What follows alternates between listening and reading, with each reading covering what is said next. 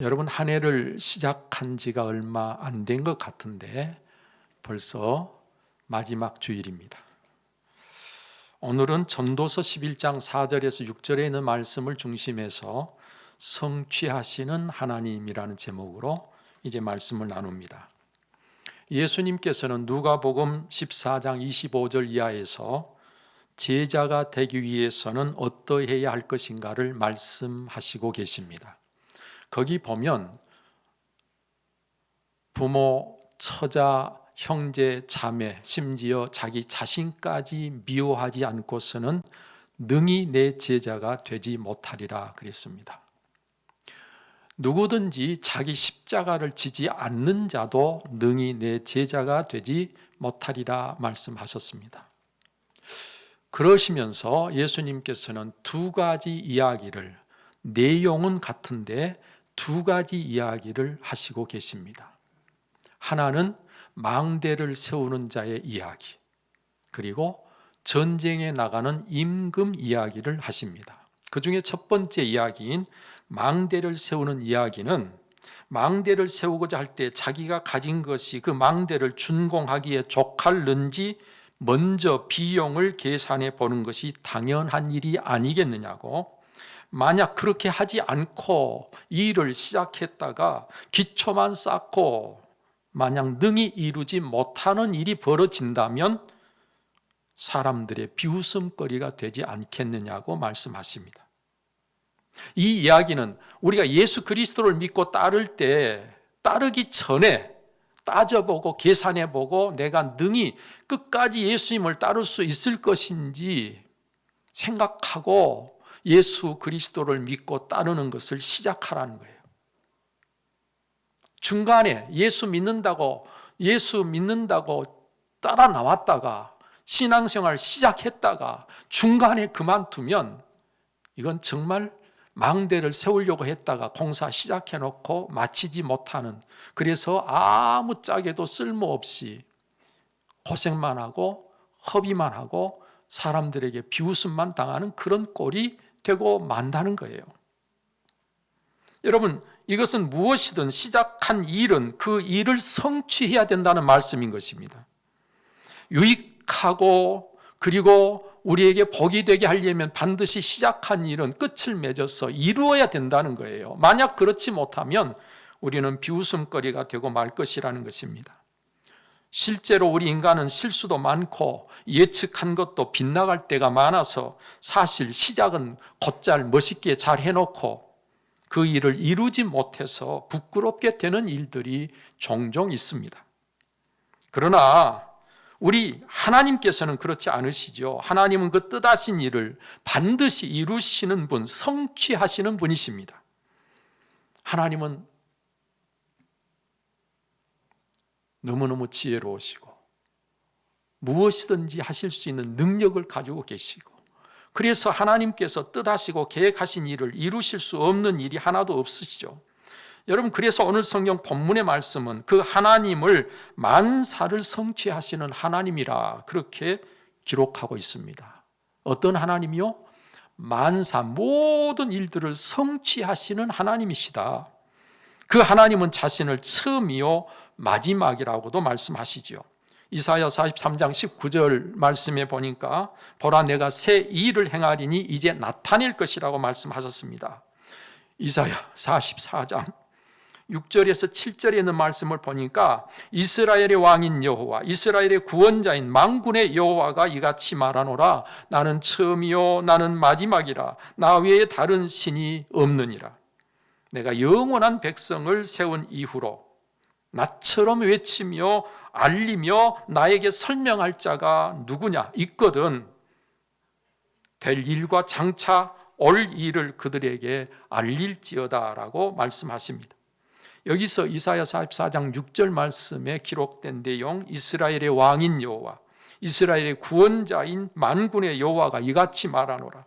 나는 처음이요 나는 마지막이라. 나 외에 다른 신이 없느니라 말씀했는데요, 이는 모든 것의 시작이 되시고 근원이 되시는 분이 하나님이시다 그 말이고요, 또 모든 일의 결론이요 결과요 종결이 되시는 분이 또한 하나님이시다라는 것입니다. 그래서 하나님은 반드시 시작하신 일들을 또한 마칠 때에 그것을 성취하시는, 온전케 하시는 하나님이 되신다는 말씀입니다. 이사야 44장 28절에 가서 보니까 고레스에 대하여는 이르기를 내 목자라 그가 나의 모든 기쁨을 성취하리라. 예루살렘에 대하여는 이르기를 중건되리라 하며 성전에 대하여는 내 기초가 놓여지리라 하는 자니라 말씀했습니다. 이사야 53장 10절에서는요, 여호와께서 그에게 상함을 받게 하시기를 원하사 질고를 당하게 하셨은즉 그의 영혼을 속건 제물로 드리기에 이르면 그가 씨를 보게 되며 그의 날은 길 것이요 또 그의 손으로 여호와께서 기뻐하시는 뜻을 성취하리로다 라고 말씀했습니다. 이렇게 하나님께서는 이방 왕인 고레스를 통해서도 하나님이 기뻐하시는 일을 성취하시겠다 하셨고, 또 이사야 53장 보내실 예수 그리스도에 대한 예언의 말씀을 통해서 그 메시아 되시는 그분을 통해서 하나님은 또 그 기뻐하시는 뜻을 성취하시겠다고 말씀하시고 계신 것입니다. 여러분, 이와 같이 하나님께서는 저와 여러분들을 통해서도 하나님께서 뜻하시고 계획하신 것들을 성취하시기를 원하시는 것이죠. 예레미야 29장 10절에 보니까 여호와께서 이와 같이 말씀하시니라. 바벨론에서 70년이 차면 내가 너희를 돌보고 나의 선한 말을 너희에게 성취하여 너희를 이곳으로 돌아오게 하리라 말씀했으며, 예레미야 33장 2절에서 3절에 있는 말씀 보니까 이 일을 행하시는 여호와 그것을 만들어 성취하시는 여호와 그의 이름을 여호와라 하는 이가 이와 같이 이르시도다. 너는 내게 부르짖으라 내가 네게 응답하겠고 네가 알지 못하는 크고 은밀한 일을 네게 보이리라 말씀하시고 계십니다. 여러분, 온 세상 만국을 다스리시는 우리 하나님이 이렇게 일을 만드시고 그 일을 성취하시는 하나님이시라는 말씀을 오늘 저와 여러분들에게 주시는 까닭이 무엇입니까? 우리는 그 하나님 앞에 살고 있는데 그 하나님 앞에서 우리가 어떻게 살아야 된다는 말씀입니까? 먼저 풍세나 구름만 바라보지 말고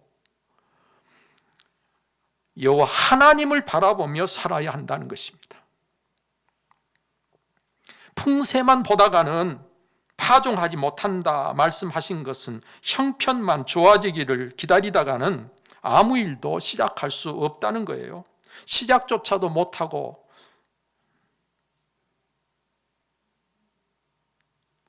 일을 이루는 것은 생각지도 못한다는 것입니다. 구름만 바라보는 자는 거두지 못한다는 말씀은 좋은 환경만 기다리다가는 기회를 다 놓치고 아무것도 이루지 못하게 되고 말 것이라는 것입니다.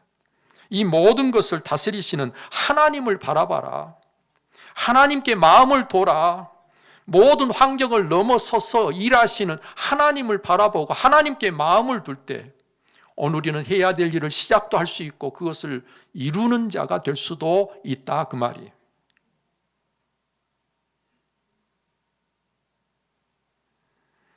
다음으로 하나님의 뜻을 살피고 그 뜻을 아는 것이 그 무엇보다도 중요하다는 것을 알고 하나님의 뜻을 구하며 살아야 한다 하는 것을 말씀하고 계십니다.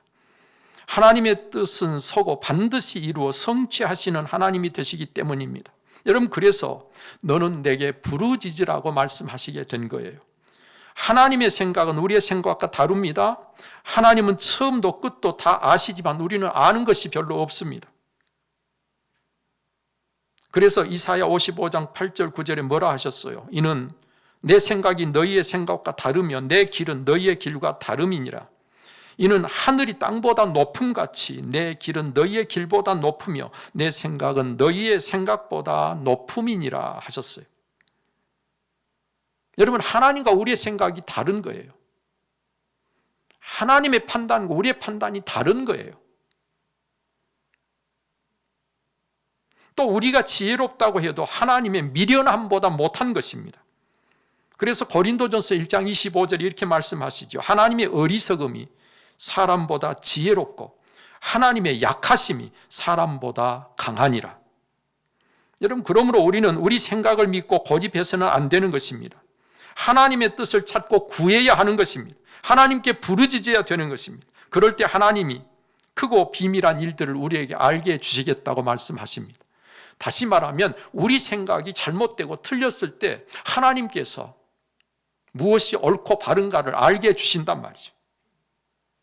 우리는 어느 것이 잘 될는지 알지 못한다 그랬어요. 오늘 6절 말씀 다시 한번 보실까요?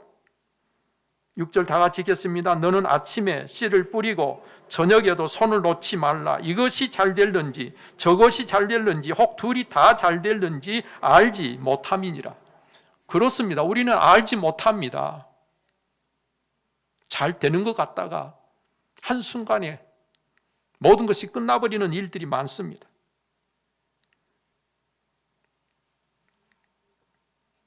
어떤 분이 저한테 물어요. 아몬드가 죽으면 어떻게 되는 줄 아느냐?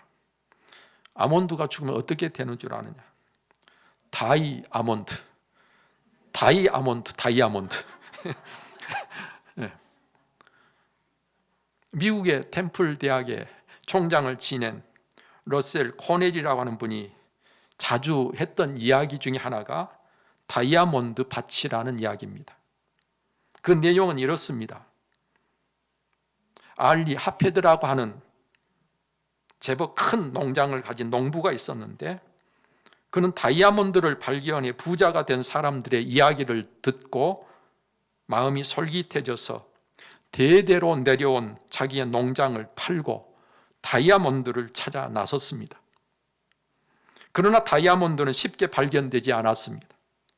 결국 다이아몬드를 찾아 나선 뒤로 그의 재산은 모두 탕진이 되고 마음에 상처만 안고 병들어 죽고 말았습니다.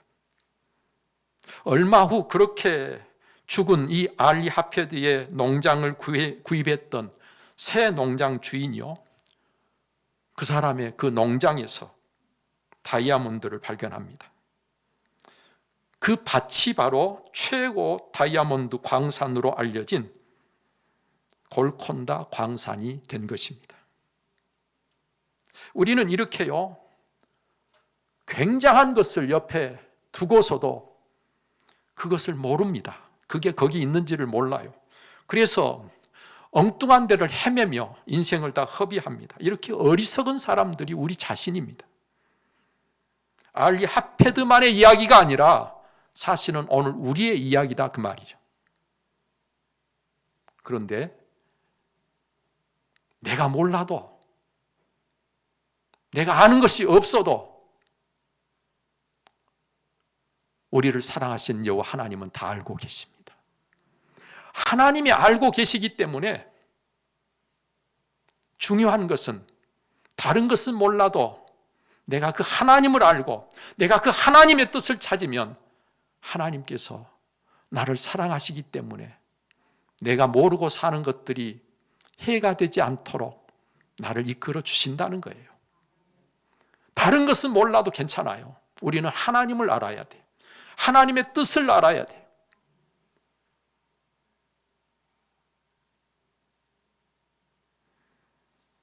오늘 이처럼 모든 것을 성취하시는 처음이고 마지막이 되시는 하나님 앞에서 우리가 산다고 하는 것은 여러분, 하나님의 뜻을 살피는 것이고 그 뜻을 아는 것이고 그 뜻을 이루기 위해서 우리가 일어서는 것임을 잊지 마시기를 바랍니다.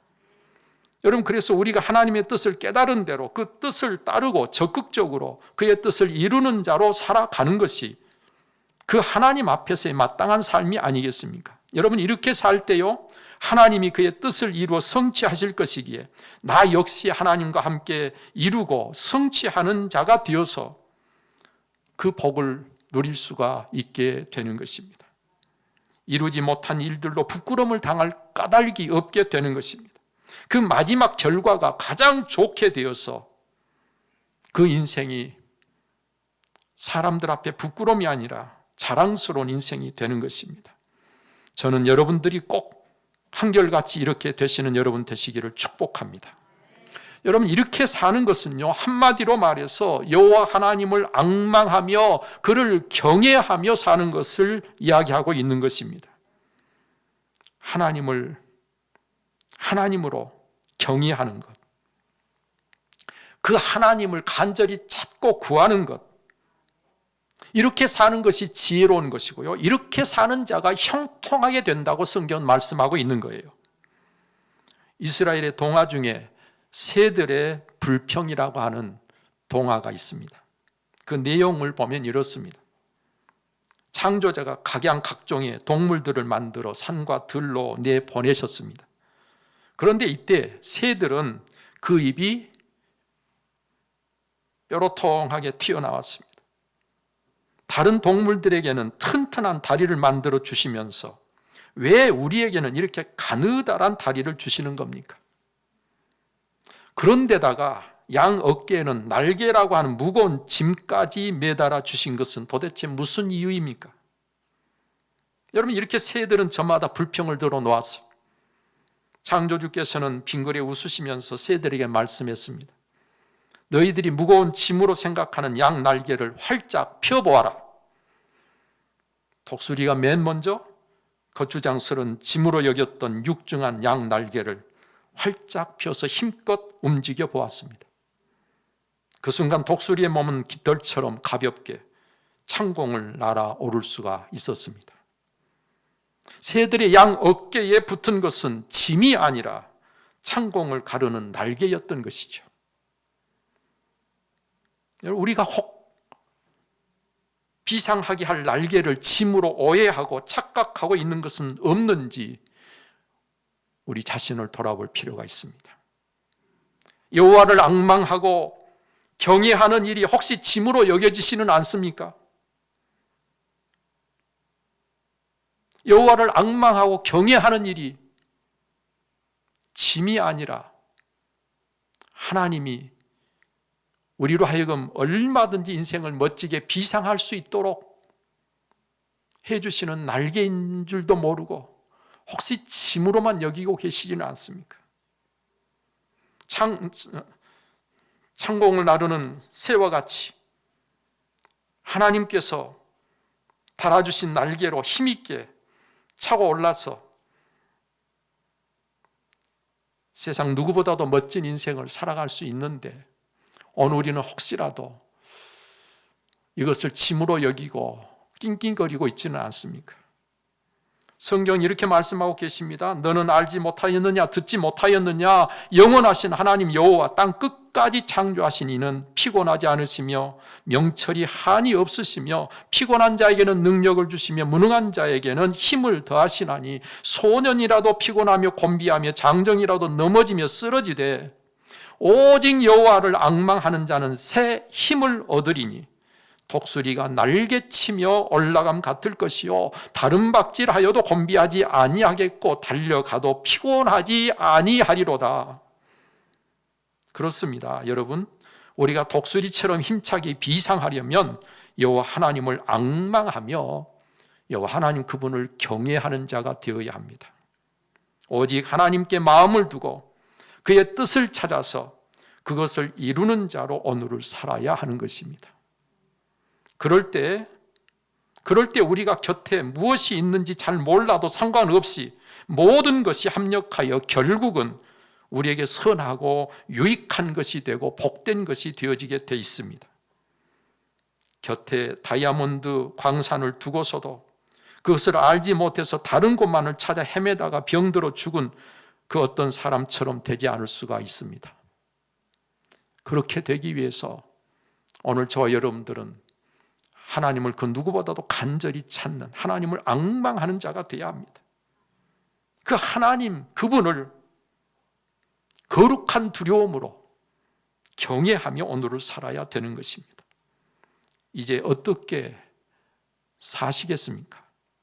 이 일을 성취하신 우리 하나님과 함께 하나님의 뜻을 이루는 자로 오늘을 사시겠습니까? 아니면 오늘 들은 말씀과 상관없이 여전히 내 뜻을 이루기 위해서 내가 가고 싶은 대로, 내가 달려가고 싶은 대로 달려가겠습니까?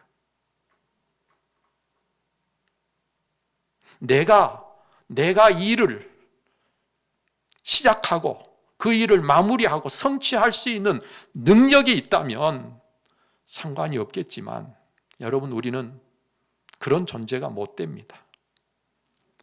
반드시 시작하시고 반드시 그 끝을 가장 복되게 하시는 여호와 하나님, 그분과 함께 오늘 또 그분의 뜻을 함께 이루는 자가 되기만 하면 여러분들은 하나님이 성취하신 그 일로 인해서 여러분들의 삶이 또한 성취되고 여러분들이 이 세상에 가장 복된 자가 될 것임을 분명히 깨닫고 오늘 또 바른 판단과 선택을 통해서 하나님 앞에서의 삶이 하나님이 원하시는 뜻을 함께 이루는 삶으로 여러분들의 삶이 더욱 아름다운 삶이 되시기를 바랍니다. 하나님은 여러분들을 통해서 이루실 일을 이루시고 하나님께서 작정하신 일들을 성취하시게 될 줄로 믿습니다. 고레스를 그렇게 사용하셨습니다. 그리고 이 땅에 오셔서 우리를 구원해 주신 예수 그리스도께서 바로 그렇게 사셨고 그렇게 우리의 주가 되셨습니다. 기도하겠습니다. 살아계셔서 역사하시는 아버지 하나님, 오늘도 하나님께서 모든 일들을 시작하시고 시작하신 일은 반드시 성취하시는 하나님이 되심을 믿습니다. 오늘도 주신 말씀을 인하여 우리가 어떻게 살아왔는가를 생각하며 이제 앞으로 어떻게 살아야 할 것인가를 결단할 때 성령께서 오셔서 우리의 마음을 이끌어 주옵소서. 그리고 하나님의 뜻을 성취했던 고레스처럼 하나님의 뜻을 온전히 이루신 예수 그리스도와 같이 오늘 우리도 하나님의 뜻을 성취하는 자들이 되게 주옵소서. 이 세상 한가운데 서서 오늘 우리가 하나님의 위대하심을 마음껏 찬송하고 하나님을 영화롭게 하기 위해서 우리는 특별하게 구별을 받은 사람, 하나님께서 특별하게 이 세상 가운데서 구별하여 구원해 주신 하나님의 자녀들임을 항상 잊지 않게 하여 주옵소서. 거룩한 결단과 바른 판단과 선택을 행하며 오늘을 살아갈 때 하나님께서 예수 그리스도 안에서 우리를 하나님의 사람으로 더욱 온전케 하여 주시고 우리를 통해서 이루실 크신 일들을 낱낱이 이루시기를 간절히 원하옵고 이 모든 거 우리 주 예수 그리스도로 기도하옵나이다. 아멘. 이제는 우리에게 참 생명 되시고 모든 삶의 본이 되시는 주 예수 그리스도의 은혜와 독생자로 아낌없이 내어주신 하나님의 그 지극하신 사랑과 성령의 감동, 감화, 교통, 그 충만하심이 오늘도 마음을 다해 예배하며 모든 것을 시작하시되 성취하시는 하나님 앞에서 어떻게 살아야 할 것인가를 알고 마음을 새롭게 한 우리 살아온 성도님들 심령 위에 저들의 가정에 그 생업에 이제로부터 영원토록 함께 하시기를 간절히 축원하옵나이다. 아멘. 아멘.